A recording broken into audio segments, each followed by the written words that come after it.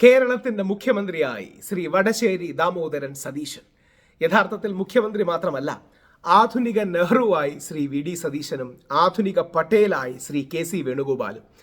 നമ്മുടെ ഇന്ത്യയുടെ പ്രധാനമന്ത്രിയെ തിരഞ്ഞെടുക്കുന്ന അവസരത്തിൽ കൂടുതൽ MLA-മാർ, അന്നത്തെ പ്രദേശ് കോൺഗ്രസ് കമ്മിറ്റിയിലെ ആൾക്കാർ, ഇന്നത്തെ MLA-മാർ എന്ന് വേണമെങ്കിൽ നമുക്ക് വിളിക്കാം, ആ MLA-മാരും തിരഞ്ഞെടുത്തത് ശ്രീ കെ സി വേണുഗോപാലിനെ എന്നതുപോലെ അന്നത്തെ കോൺഗ്രസിന്റെ പ്രദേശ് കമ്മിറ്റികൾ തിരഞ്ഞെടുത്തത് ശ്രീ പട്ടേലിനെ ആയിരുന്നു. പക്ഷേ മഹാത്മാഗാന്ധിയുടെ ഇടപെടൽ മൂലമാണ് പൊതുജനവികാരത്തിന് അനുകൂലമായി ഒരു തീരുമാനം ഉണ്ടാകുന്നത്.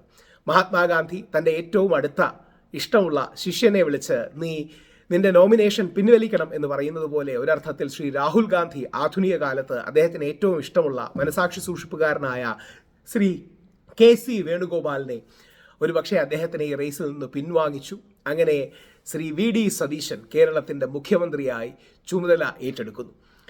AICCയുടെ ഔദ്യോഗിക പ്രഖ്യാപനം വന്നു കഴിഞ്ഞു. ഇനിയും എന്തെങ്കിലും ഒരു ബാലൻസ് കാണും. അതായത് ശ്രീ കെ സി വേണുഗോപാലിനെ അനുകൂലിക്കുന്ന ഈ 47 MLA-മാർക്കായിരിക്കണം ഒരുപക്ഷെ കൂടുതൽ മന്ത്രിമാരും മറ്റുമൊക്കെ ആകുന്നത്. അറിയില്ല, ഇനി എന്താണ് ഇതിൻ്റെ ഫോർമുല എന്നറിയില്ല. ഇതേപോലെ ശ്രീ രമേശ് ചെന്നിത്തല ഇവരെക്കാളെല്ലാം മുതിർന്ന ആളാണ്. അദ്ദേഹത്തെ എങ്ങനെ ബാലൻസ് ചെയ്യുമെന്ന് അറിയില്ല. പക്ഷേ യഥാർത്ഥത്തിൽ ഇത് ജനാധിപത്യത്തിൻ്റെ വിജയമാണ്. ഇതാണ് ജനാധിപത്യത്തിൻ്റെ സൗന്ദര്യം. ഈ 10 ദിവസമോ 11 ദിവസമോ കാലതാമസം അല്ല പ്രശ്നം. പക്ഷേ ഈ 3 പേർക്കും, ശ്രീ കെ സി വേണുഗോപാലിന്, ശ്രീ വി ഡി സതീശന്, ശ്രീ രമേശ് ചെന്നിത്തലയ്ക്ക് ഈക്വൽ സ്റ്റേക്സ് ഉണ്ടായിരുന്നതാണ്. ജനവികാരവും ഘടകകക്ഷികളും ന്യൂനപക്ഷ സമുദായങ്ങളും എല്ലാം ശ്രീ വി ഡി സതീശനെയാണ് സപ്പോർട്ട് ചെയ്തിരുന്നത്. കോൺഗ്രസിനുള്ളിലെ MLA-മാരടക്കം കൂടുതൽ സപ്പോർട്ട് ചെയ്യുന്ന കെ സി വേണുഗോപാലിനെയാണ്.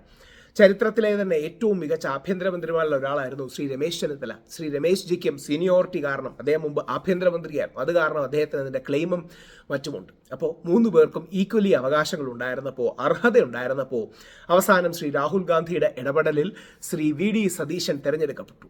ഈ ചർച്ചയുടെയും മറ്റും പ്രോസസ്സാണ് ജനാധിപത്യത്തിൻ്റെ സൗന്ദര്യം. ഇനിയും എല്ലാവരെയും ഹാപ്പിയാക്കുന്ന, ആരെയും വിഷമിപ്പിക്കാത്ത, ആരെയും വേദനിപ്പിക്കാത്ത ഒരു ഫോർമുലയിലേക്ക് കൂടി എത്തും എന്ന് കരുതുന്നു. മന്ത്രിസഭകൾ വിഭജിക്കുമ്പോൾ, മന്ത്രിസ്ഥാനങ്ങൾ വിഭജിക്കുമ്പോൾ ആ രീതിയിൽ ഒരു ഇക്വേഷനും ഫോർമുലയും ഉണ്ടാകും. എന്തായാലും ഇത് കാണുമ്പോൾ ഓർമ്മ വരുന്നത് നെഹ്റു പട്ടേൽ എന്ന സെലക്ഷനാണ്. ആ നെഹ്റു പട്ടേൽ സെലക്ഷൻ തന്നെ ഇവിടെ സംഭവിച്ചു. ആ നെഹ്റു പട്ടേൽ സെലക്ഷനിൽ മഹാത്മാഗാന്ധി ശ്രീ നെഹ്റുവിനെ തിരഞ്ഞെടുത്തതുപോലെ ആധുനിക കാലത്ത് ഗാന്ധി കുടുംബം ശ്രീ വി ഡി സതീശനെ തിരഞ്ഞെടുക്കുകയാണ് ഉണ്ടായത്. ഏത് രീതിയിൽ ഇനി ഇത് മുമ്പോട്ട് പോകും എന്ന് കാണണം. പക്ഷേ ഒരു സമവായത്തിൻ്റെ, സമന്വയത്തിൻ്റെ, സൗഹാർദ്ദത്തിൻ്റെ പാതയിൽ അത് മുമ്പോട്ട് പോകുന്ന കാര്യത്തിൽ സംശയമില്ല. എങ്ങനെയാണ് ശ്രീ കെ സി വേണുഗോപാൽജിയുടെ താല്പര്യങ്ങളെ, ശ്രീ രമേശ് ജിയുടെ താല്പര്യങ്ങളെ അക്കോമഡേറ്റ് ചെയ്യാമെന്ന് കണ്ടറിയണം. എന്നാലും കേരളത്തിലെ ജനങ്ങൾക്കെല്ലാം സന്തോഷം നൽകുന്ന തീരുമാനമാണ്. കാര്യം ഒരു സംശയവുമില്ല, popular mandate Shri V D സതീശനോടൊപ്പമായിരുന്നു. അദ്ദേഹം നയിച്ച പോരാട്ടങ്ങൾ, അദ്ദേഹം ഉയർത്തിയ വിഷയങ്ങൾ, ശ്രീ പിണറായി വിജയന് കടുപ്പത്തിൽ മറുപടി കൊടുക്കുന്നത്, ശ്രീ വെള്ളാപ്പള്ളി നരേശൻ അടക്കമുള്ളവരുടെ വർഗീയതയെ പ്രതിരോധിക്കുന്നതിലെല്ലാം മുൻപന്തി നിന്നത് ശ്രീ വി ഡി സതീശനാണ്. ശ്രീ വടശ്ശേരി ദാമോദരൻ സതീശൻ അവർക്ക് സല്യൂട്ട്. കേരളത്തിൻ്റെ പുതിയ മുഖ്യമന്ത്രിയായി നമ്മളെ നല്ല രീതിയിൽ നയിക്കാൻ കഴിയട്ടെ.